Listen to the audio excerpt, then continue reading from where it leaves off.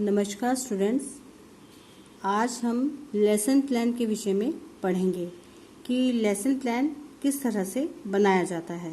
तो lesson plan बनाने के लिए जो है हम हर एक कॉलेज अपना अपना फॉर्मेट जो है लेसन प्लान बनाने के लिए यूज़ करता है।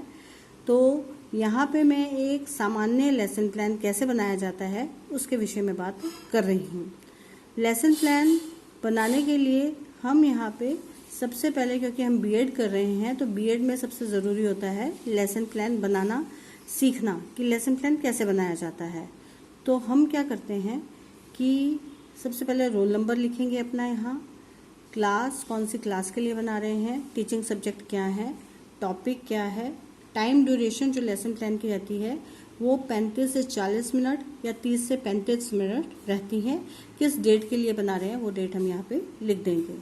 सबसे पहले इसमें लिखते हैं हम इंस्ट्रक्शनल ऑब्जेक्टिव, जिसको हिंदी में बोलते हैं हम अनुदेशनात्मक उद्देश्य। मीन्स कि जब हम पूरा लेसन पढ़ाएंगे, जो हमने डिसाइड किया है कि हम क्या क्या पढ़ाएंगे, तो पाठ के अंत में छात्र या छात्राएं हमें क्या क्या बता सकेंगी कि उनके बिहेवियर में कैसे कैसे चेंजेस आ जाएंगे।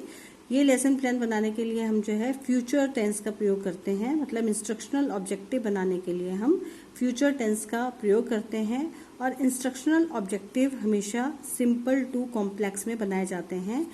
जो हमारा टॉपिक लिया है उसका हर एक कंसेप्ट को क्लियर करते हुए हम अपने क्या बनाते हैं, इंस्ट्रक्शनल ऑब्जेक्टिव या जिसको बोलते हैं अनुदेशनात्मक उद्देश्य बनाते हैं। इसके बाद हम डिसाइड करते हैं कि हम टीचिंग एड कौन से यूज़ करेंगे। मतलब कि हम जो है पाठ्य सहायक सामग्री जो है वो कौन कौन सी यूज़ करते हैं लेसन प्लान बनाते हुए। तो वैसे अगर हमने देखा कि एक होती है हमारी जर्नल और दूसरी होती है स्पेसिफिक। तो यहाँ पे मैं नॉर्मल सी बात कर रही हूँ, तो यहाँ पे मैंने दोनों ही लिख दी हैं। अगर हम जर्नल की बात करें तो श्यामपट, झाड़न, चौक, है ना, लपेटक होता है। और अगर हम स्पेसिफिक की बात करें तो ये आ गया चार्ट और मॉडल, कि हम जब वो पढ़ाएंगे तो मैं चार्ट का भी यूज़ करूँगी और मॉडल का भी यूज़ करूँगी। उसके बाद आते हैं हमारी इंट्रोडक्शन, जिसको हम बोलते हैं प्रीवियस नॉलेज टेस्टिंग, है ना, पूर्व ज्ञान परीक्षण। इसको हम बोलते हैं प्रीवियस नॉलेज टेस्टिंग। यहाँ पे इंट्रोडक्शन लिखा है, आप इसको प्रीवियस नॉलेज टेस्टिंग भी लिख सकते हैं या पूर्व ज्ञान परीक्षण। इसका क्या मतलब होता है? इसका यही मतलब होता है कि जैसे मैंने यहाँ पे परिवहन पढ़ाना है और 7th क्लास के बच्चों को पढ़ाना है, तो पहले मैं 2 इस तरह के क्वेश्चन पूछूंगी जिससे जो है बच्चे उस लेवल तक पहुँच जाएं। तो बच्चों को ऐसे समझ आ जाएगा कि अच्छा मैडम ना कुछ परिवहन के विषय में पढ़ाएगी। जैसे यहाँ पे पूछा है, एक स्थान से दूसरे स्थान जाने के लिए किसका प्रयोग किया जाता है? तो कोई बोलेगा साइकिल का, कोई बस का, कोई बोलेगा मोटरसाइकिल का, कोई बोलेगा पैदल जाते हैं।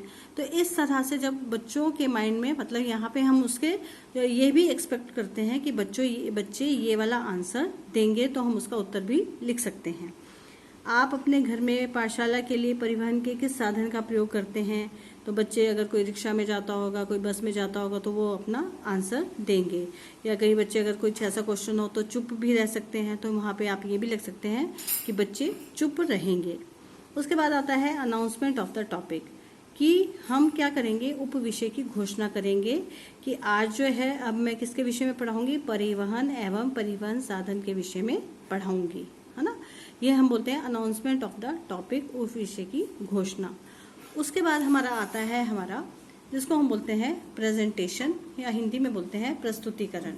तो जो आपने अपने ऑब्जेक्टिव निर्धारित किए हैं, है ना, जो हमने पहले अपने इंस्ट्रक्शनल ऑब्जेक्टिव बनाए हैं, तो उसमें सबसे पहले जैसे हमने परिवहन का अर्थ बताया था, तो यहाँ पे हम परिवहन का अर्थ जो है परिवहन लिख देंगे। और इसका अर्थ ये जो जितना भी कुछ लिखा है ये सारा का सारा हम बुक में से लिख देंगे। जो भी बुक में लिखा हुआ है उसको यहाँ पे हम लिख देंगे और साथ में लिखेंगे छात्र ध्यानपूर्वक सुनेंगे, है ना।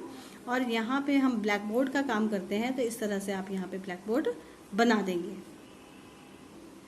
इसी तरह से आप सारा का सारा जो आपने ऑब्जेक्टिव बनाए हैं, जैसे सेकंड ऑब्जेक्टिव आपने बनाया परिवहन के साधन, तो यहाँ पे आप लिखेंगे परिवहन के साधन और परिवहन के मुख्य साधन कौन कौन से हैं, उसके विषय में आप इस तरह से किताब में से ही लिखेंगे, बुक से ही लिखेंगे, छात्र ध्यानपूर्वक सुनेंगे और इस तरह से ये ब्लैक बोर्ड आप इस तरह से बनाएंगे, जो आप काम लेसन प्लान में करेंगे कि मैं इस तरह से बच्चों को समझाऊंगी ब्लैक बोर्ड पे। ये सारा का सारा काम हमने बुक से ही करना है। थर्ड जो मैंने अपना इंस्ट्रक्शनल ऑब्जेक्टिव बनाया था वो जल मार्ग बनाया था। ये जल मार्ग के बारे में पूरा सब कुछ मैं ब्लैक बोर्ड बुक से ही देख के लिखूंगी और यहाँ पे लिखूंगी चार्ट पर चित्र दिखाते हुए। ये जो चित्र है मैं ये या तो चार्ट पे बना दूंगी या फिर मैं अपने ब्लैक बोर्ड पे बनाऊंगी।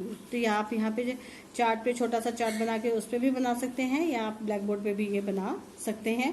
और ये सारा का सारा आपने जो है किससे देख के लिखना है, अपनी बुक से देख के लिखना है।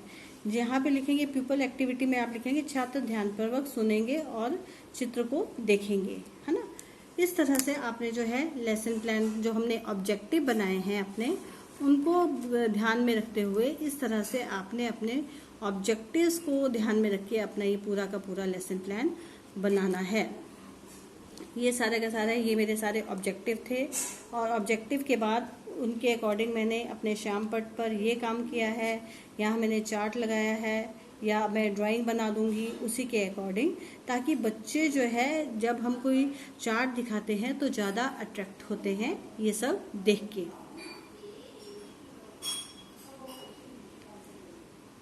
अपना सारा का सारा लेसन प्लान ऐसे ही जो मेरे ऑब्जेक्टिव हैं वो लिखती जाऊंगी और उसके बाद बुक से पूरा ध्यान पूर्वक बुक में से जो भी लिखा है, क्योंकि मैंने ये सारा का सारा वहाँ पे जाके बोलना है तो मुझे पता होना चाहिए कि ये सारा का सारा मैं पढ़ चुकी हूँ, है ना।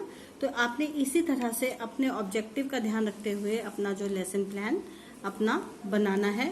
तो जब हम वायु मार्ग तक हम पूरा अपना लेसन प्लान बना देंगे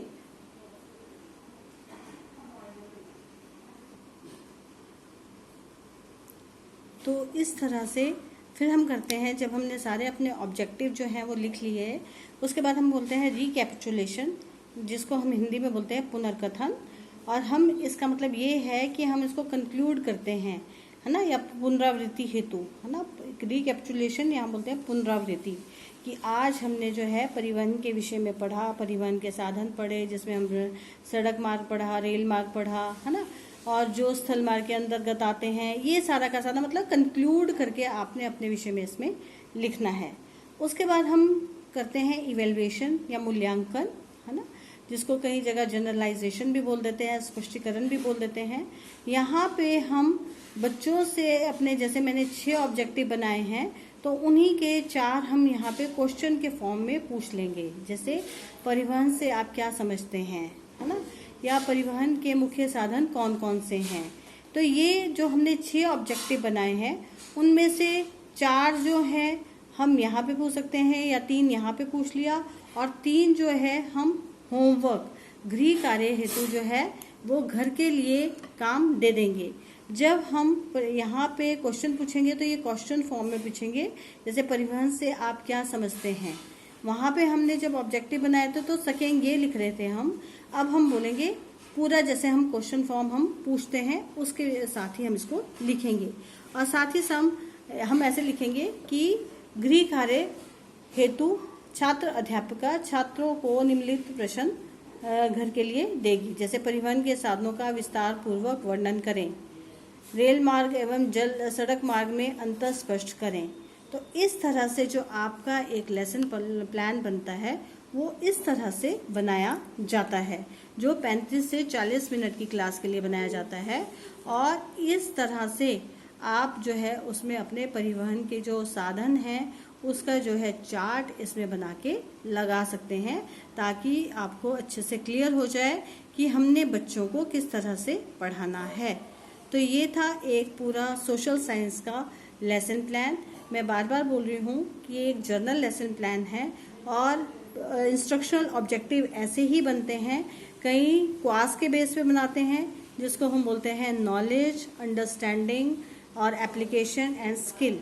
तो यही क्वेश्चन आप ऑब्जेक्टिव बना के उसमें आप ये जो क्वास है वो आप अच्छे से लिख सकते हैं। तो थैंक यू क्लास।